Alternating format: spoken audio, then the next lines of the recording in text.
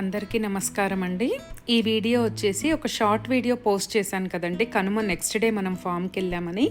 ఆ వీడియోకి ఈ వీడియో కంటిన్యూటీ అండి. ఈ వీడియోలో నేను మీతోటి ఈ ఫామ్కి సంబంధించి, అదేవిధంగా అసలు ఈ ప్రకృతి వైద్యం ప్రకృతి వ్యవసాయం గురించి ఇంకా కొన్ని విషయాలు అయితే మాట్లాడాలి అనుకుంటున్నాను. ముందుగానైతే ఫామ్కి వెళ్ళిన తర్వాత చెట్లకంతా వాటర్ పెట్టేసి కొంచెం ఊడ్చేదైతే ఎక్కువే ఉందండి మనకి ఇక్కడ. ఎందుకంటే మీరు ఇక్కడ చూస్తుంటే నా బ్యాక్గ్రౌండ్లో కొన్ని పెద్ద చెట్లు కనిపించాయి కదండి, ఒక 2. అవేంటి అనంటే మనకి road side yellow colour, orange colour పూలతోటి కొన్ని చెట్లు ఉంటాయి చూసారా అండి. అవి పెద్దగా ఉండి వాటి ఆకులు రాలుతూ ఉంటాయి, వాటికి ఉన్న చిన్న చిన్న పుల్లలు కూడా రాలుతూ ఉంటాయండి. యాక్చువల్గా ఇప్పుడు మీకు క్లియర్గా కనిపిస్తుంది చూడండి వీడియోలో అవి. అయితే మనం ఫామ్ క్లీన్ చేయించేటప్పుడు మనకు అక్కడ ఉన్న రైతులు అవనివ్వండి, ఆ చుట్టూ ఉన్న వాళ్ళు అవనివ్వండి, ఇవి తీసేయించుకోండి, వీటి వల్ల మీకు ఎక్కువగా క్లీనింగ్ చేసుకోవాల్సి వస్తుంది అనేసి అన్నారనమాట. నాకు అప్పుడు అనిపించింది, అరే ఇంత దూరం వచ్చేదే నేచర్ని కాపాడాలని, నేచర్ని ఎంజాయ్ చేయాలని కదా, మళ్ళీ మనం ఉన్న చెట్లని కొట్టేసి కొత్తగా చెట్లు నాటడం అన్నది కరెక్ట్ కాదు. సరే దీనివల్ల ఏంటి అన్నది నేను కూడా గూగుల్ చేసి చూశానండి. అసలు దానివల్ల ఏమన్నా మనకి ప్రాబ్లమ్స్ ఉంటాయా అంటే ఏం లేదండి. అది మంచి పూలు పూస్తుంది, సీజనల్గా చాలా గ్రీనరీ ఉంటుంది, దాని కింద నీడ ఉంటుంది, అంతా బాగుంటుందండి. ఒకే ఒక ప్రాబ్లం ఏంటి అంటే దానివల్ల ఆకులు రాలిపోతూ ఉంటాయి అండ్ చిన్న పుల్లలు రాలుతాయి. అంటే రోజుకొకసారి, అంటే రోజుకు నేను అనుకున్న దాని ప్రకారం రోజు ఒక 5 నిమిషాలు మన సమయాన్ని కనుక కేటాయిస్తే, మన టైంని, దానివల్ల ఉన్న బెనిఫిట్సే చాలా ఎక్కువ అండి. నేను అప్పుడు అనుకున్నాను, వద్దు అది నేను చూసుకుంటానని చెప్పి ఇంకా నేను దాన్ని అలా వదిలేసామన్నమాట. అలా జరిగింది. సో ఇక్కడ ఏంటంటే ఇప్పుడు మీరు చూస్తున్న ఈ కార్నర్ కూడా మన ఫామ్ మొత్తానికి కూడా ఆగ్నేయం అవుతుందండి. ఆగ్నేయంలో కిచెన్ ఉండాలి అని చెప్పి, అండ్ దట్టు ఆ చెట్టు నీడ కూడా ఈ గుడిసె మీద కవర్ అవుతూ ఇటు అవుట్ సైడ్ కిచెన్కి అవనివ్వండి, మన గుడిసెకి అవనివ్వండి, నీడ కూడా బాగుంటుంది. అందుకు కూడా నేను ఇక్కడ మళ్ళీ సపరేట్గా రేకులు వేయించడము అలాంటిది ఏం లేకుండా ఎనీ టైం ఇక్కడ కుక్ చేసుకోవచ్చు అండి. ఇప్పుడు నేను ఇక్కడ కుక్ చేస్తున్న టైం వచ్చి 12 o'clock అవుతుంది. ఆ టైంలో కూడా చూడండి, ఆఫ్టర్నూన్ టైంలో నీడ ఎంతగా ఉంది అన్నది ఇక్కడ మీకు అర్థమవుతుంది కదా. అందుకని నేను ఇక్కడ చెట్లు కొట్టించడానికి అస్సలు ఇష్టపడలేదండి. అండ్ వెనక బెంచెస్ ఉన్నాయి కదా, ఇవి కూడా ఎక్కువనే పెట్టించామండి మనం ఫామ్లో. అంటే ఇక్కడ మనం కూర్చొని తినడానికి, అంటే చెప్పాను కదండి, ప్లాస్టిక్ని, ఆర్టిఫిషియల్ థింగ్స్ని మ్యాక్సిమము అవాయిడ్ చేయాలి అన్నది మా కాన్సెప్ట్ అండి. బేసిక్గా అది కుకింగ్ అవ్వనివ్వండి, వాట్ ఎవర్ ఇట్ ఎనీ, అంటే నో ప్లాస్టిక్ జోన్ అనేది చేయాలి అన్నది మా సంకల్పం అనమాట బేసిక్గా. అందుకని ఇలాంటి థింగ్స్ని మళ్ళీ మనం చైర్స్ అలాంటివి తీసుకొస్తే అగైన్ ప్లాస్టిక్ అవుతుంది కదా. ఆల్రెడీ మీకు పక్కన కనిపిస్తుంది ప్లాస్టిక్ ఉంది కూడా. అదేంటంటే అమ్మ కోసం అండి. రీసెంట్గా అమ్మకు కొంచెం సర్జరీ అయిందని చెప్పాం కదా, కాలు. సరే తను రిలాక్స్ అవ్వడానికి తప్పదు కాబట్టి ఒక 2 చైర్స్ అలా తెప్పించాం. కానీ ఎక్కువగా చైర్స్, ఎక్కువ ప్లాస్టిక్ని అయితే అసలు యూటిలైజ్ చేయాలి అనుకోవట్లేదండి. అండ్ ఇందులో కూడా చాలా మార్పులు ఉన్నాయి ఇంకా చేయాల్సినవి. అవి ఇంకా ఇప్పుడు వర్క్ నడుస్తుంది కాబట్టి అంత ప్రాపర్గా అవ్వడానికి, అంత ఒక ఫార్మేషన్లోకి రావడానికి కొంచెం టైం పడుతుందండి. బట్ మా అల్టిమేట్ మోటివేషన్ ఏంటి అంటే అది అనమాట, నో ప్లాస్టిక్ జోన్ అన్నట్టుగా. అండ్ ఇక్కడ ఇంకొకటి ఏంటంటే అండి, ఫ్రిడ్జ్ అసలు యూజ్ చేయొద్దు. న్యాచురల్గా అండి, నిజంగా చెప్పాలంటే ఎవరో ఇన్స్పిరేషన్ కంటే కూడా మా నాన్నమ్మ, మా తాతయ్య వాళ్ళు లైఫ్ ఎలా లీడ్ చేశారు మెయిన్గా అన్నది, అంటే నా చిన్నప్పుడు నేను చూసింది దాన్ని చూడాలి అనుకుంటున్నానండి. అలాంటి లైఫ్ స్టైల్ ఇక్కడ నేను మెయింటైన్ చేయాలనుకుంటున్నాను. ఎందుకంటే యాక్చువల్ ప్రాసెస్ అది. అండ్ వాటర్కి కానివ్వండి, అంటే ఇప్పుడు సమ్మర్ వస్తుంది, అప్పుడు కూడా అసలు ఫ్రిడ్జ్ యూస్ చేయొద్దు. కంప్లీట్ కుండలు ఎక్కడికక్కడికి ఫామ్ అంతా ఒక 4-5 కుండలు సెట్ చేసుకోవాలి. ఇలా అన్నీ నేచర్కి రిలేటెడ్, మట్టికి రిలేటెడ్ అయిన థింగ్సే ఎక్కువగా ఉంటాయండి. ఇంకా కుండలల్లో వంట చేయడం అయితే ఇప్పుడు కాదండి, ఇప్పుడు ఫామ్ అని కాదు, నేను ఆల్రెడీ ఆల్మోస్ట్ 2 ఇయర్స్ అవుతుంది ఇది స్టార్ట్ చేసి.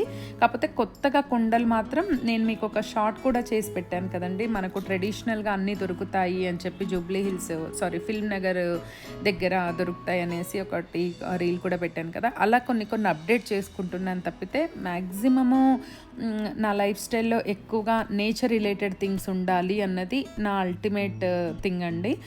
ఇన్ని ఇయర్స్ కూడా నేను మీకు లాస్ట్ వీడియోస్లో షేర్ చేస్తున్నట్టు ఒక విల్లా లైఫ్ చూశాను, ఒక గేటెడ్ కమ్యూనిటీ లైఫ్స్ చూశాను, అంటే ఆల్ కైండ్ ఆఫ్ లైఫ్ చూసినా కూడా అంటే ఎక్కడ ఆ కనెక్ట్ అయ్యే ఫీల్ రాలేదండి నాకు. అంటే this is our final destination అని నాకు అనిపించలేదు ఎక్కడ కూడా. అంటే నాకు పెళ్ళైన కొత్తలో ఈ కైండ్ ఆఫ్ లైఫ్ స్టైల్ ఉండేది. అప్పుడు నేను దాని వాల్యూ తెలుసుకోలేకపోయాను. అంటే అప్పుడు నాకు అది చిన్నతనం అనిపించేది అనమాట. ఓపెన్గా మాట్లాడాలంటే చిన్నతనం అంటే మనకు గ్యాస్ సౌకర్యం లేక మనము కట్టెల పొయ్యి మీద వండుకుంటాము, లేకపోతే మనకు పెద్ద పెద్ద ఇండ్లు కట్టుకునే ఇది లేక మనం ఇట్లా ఉంటాము, పూరిళ్ళు, ఆ టైప్ ఆఫ్ మైండ్ సెట్ అనమాట అండి ఫ్రాంక్గా మాట్లాడాలి అంటే. కానీ ఏదైనా సరేనండి, మనకి విలువ అనేది తెలవాలంటే కూడా ఒక టైం రావాలి, అది వస్తువుదైనా మనిషిదైనా ఏదైనా సరే. అలాగా నాకు దాని గురించి వాల్యూ తెలియనప్పుడు ఏం చేసినా తప్పులేదండి. తెలిసిన తర్వాత మాత్రం ఏ తప్పు చేయకూడదు, అదేవిధంగా మార్చుకునే అవకాశం ఉంటే మార్చుకోవాలి అన్నది నేను ఒకటి నమ్ముతాను. అందుకనే నేనేమనుకున్నానంటే ఇప్పుడు ఆ లైఫ్ లీడ్ చేయగలిగే అవకాశం నాకుంది, ఉన్నప్పుడు నేను యూటిలైజ్ చేసుకోవాలి. నాకంటూ ఉన్న ఫైనల్ డెస్టినేషన్ని నాకు నచ్చినట్టుగా నేచర్కి దగ్గరగా నేను బ్రతకాలి అన్నది నేను పెట్టుకున్న మెయిన్ కాన్సెప్ట్ అండి. దీనికోసం నేను ఇంకా నాకు తోచిన ప్రయత్నాలు, వీడియోస్ చూడటము, చాలామంది మనుషుల్ని కూడా కలిశానండి ఇందులో. నేచర్ ఆర్గానిక్ వ్యవసాయం చేసే వాళ్ళని, ప్రకృతి వ్యవసాయం చేసే వాళ్ళని, చాలా ఇందులో మంచి మంచి పర్సన్స్ని. అదేవిధంగా ఎక్కడ సెమినార్స్ కండక్ట్ చేసినా మా కమ్యూనిటీస్లో కూడా కండక్ట్ చేస్తారు సెమినార్స్ అని, ప్రకృతి వ్యవసాయం అని, ప్రగతి రిసార్ట్ వాళ్ళు చేసే సెమినార్స్ అవనివ్వండి. అలా ప్రతి చోట మనకు ఈ వ్యవసాయం చేయాలి అని ఉన్నప్పుడు ఎక్కువగా వాటికి వెళ్ళి అక్కడ వాళ్ళు కండక్ట్ చేసే సెమినార్స్ విన్నప్పుడు, అదేవిధంగా అక్కడికి వచ్చే మనుషుల్ని కలిసినప్పుడు కూడా మనం చాలా నాలెడ్జ్ నేర్చుకుంటామండి. అదొకటి. ఇంకిక్కడైతే ఫస్ట్ అన్నం వండేసాను కదండి. ఇంకా దమ్ముకేసేటప్పుడు ఏం చేశానంటే అందులో ఉన్న మెయిన్ కట్టెలన్నీ తీసి పక్కన పెట్టి అందులో పప్పు పెట్టేసుకున్నానండి ఇంకొక కుండలో. దీన్ని నిప్పుల మీద దమ్ముకేసాను అనమాట.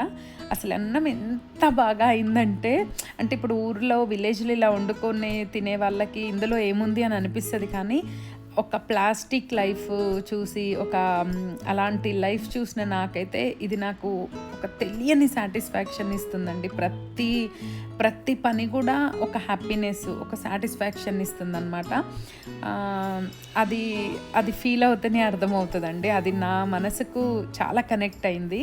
యాక్చువల్గా ఈ type of life style lead చేయటానికి కానీ దీనికి మెయిన్ రీజన్ ఏంటంటే, నాకు తెలిసిన చాలామంది అడిగారనమాట నా ఫ్రెండ్స్, ఎందుకే ప్రకృతి వ్యవసాయం ఆర్గానిక్ ఫుడ్ దొరుకుతుంది కదా, ఎలాగో కొనుక్కుంటాం కదా మనం బయట, ఇప్పుడు చాలా షాప్స్ వచ్చాయి వెజిటబుల్స్ నుంచి, ఇంట్లో వాడే వస్తువుల నుంచి, దానికోసం ఇంత కష్టపడాలనా, ఇంత ఫార్మింగ్ అంటే అంత ఈజీ కాదండి, చాలా కష్టం ఉంటుంది అందులో, చాలా కష్టం ఉంటుంది, అంటే ఇష్టంగా చేస్తే అయితే కష్టం అనిపించదు, అది కూడా చెప్తున్నాను అని అడిగారనమాట.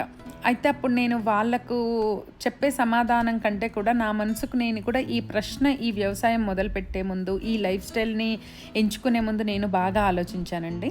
మీకు నేను లాస్ట్ వీడియోలో చెప్పినట్టు పిల్లలకి మనము బంగారం దాచిపెట్టాలి, మంచి చదువు ఇవ్వాలి, మంచి బట్టలు కొనిచ్చాలి, తర్వాత మంచి మంచి కాలేజెస్లో చదివించాలి, ఎంఎస్లో యుఎస్ అని రకరకాల ఆస్తులు కూడబెట్టాలి, ఇవన్నీ అనుకుంటాం కదా.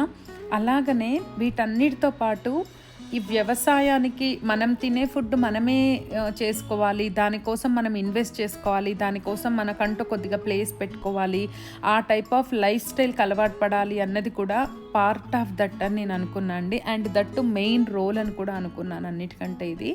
ఎందుకంటే ఎన్నున్న ఆరోగ్యం లేకపోతే వేస్ట్. కాబట్టి ఇప్పుడు చాలా రకాల మా ఫ్రెండ్స్ చెప్పినట్టు, నాకు కావాల్సిన వాళ్ళు అన్నట్టు అన్నీ బయట దొరుకుతున్నాయండి. కానీ ఏది ఎంతవరకు ప్యూర్ అన్నది మనకు తెలియదు. డబ్బు కోసము ఏది ఎప్పుడు పొల్యూట్ అయిద్దో మనకు తెలియదు. అంటే ఏది ఎక్కువ రోజులు స్వచ్ఛంగా ఉంటుందో మనకు తెలియదు. అలా కాకుండా మనకు కుదిరినప్పుడే మన పిల్లల కోసం మనమంటూ ఒక మినీ ఫారెస్ట్నో లేకపోతే మనమంటూ ఒక స్పేస్నో క్రియేట్ చేసి వాళ్ళకు ఇప్పుడు విత్తనము మనం నాటితే రేపు అది చెట్టయి పండ్లయి తినే స్టేజ్లో వాళ్ళ పిల్లలు ఉండేలాగా మనం చేస్తే అది కూడా మనం వాళ్ళకి ఇచ్చే బిగ్ అసెటే అవుతుంది కదా. అంటే హెల్త్ బాగుంటే అంతా బాగుంటుంది కదా, ఆరోగ్యం బాగుంటే ఇంటిల్లి పాది బాగుంటారు కదా అని అనిపించింది. అందులో భాగంగానే నేను ఈ డెసిషన్ అయితే తీసుకున్నానండి. మాట్లాడుతూ వంట చేస్తూ చారు అయితే కంప్లీట్ చేశాను.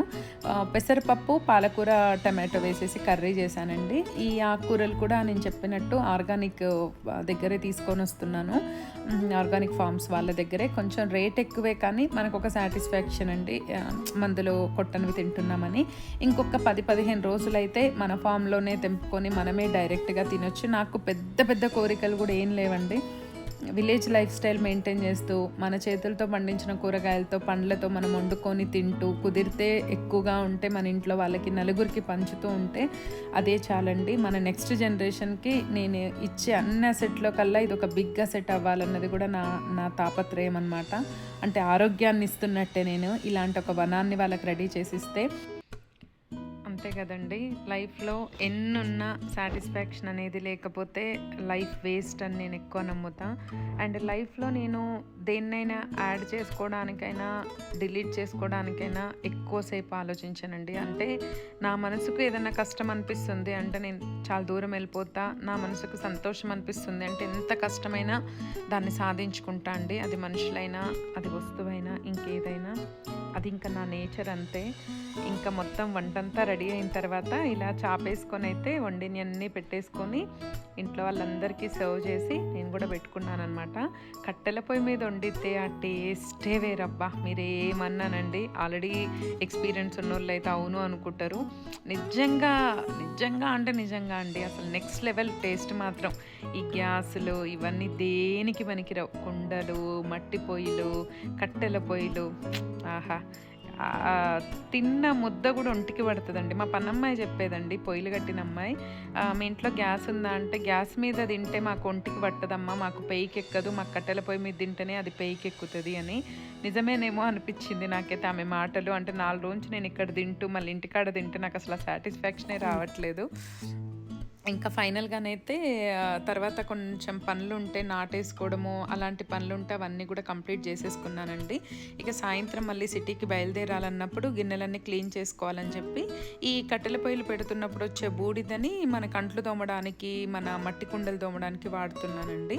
అందులో వచ్చే బొగ్గుల్ని కూడా తీసి పక్కన పెడుతున్నాను. ఎందుకంటే మన దగ్గర బార్బీక్యూ సెటప్ ఉందన్నమాట, దానికి యూజ్ అవుతాయి కదా ఈ బొగ్గులన్నీ, అన్నీ కలెక్ట్ చేసి పెడుతున్నాను. ఇంకా ఇట్లా కలెక్ట్ చేసిన తర్వాత ఒకరోజు ఏదన్నా మంచి రెసిపీ చేసుకుందామండి. పైనాపిల్ కానీ ఇంకేదైనా మంచి రెసిపీ చేస్తాను.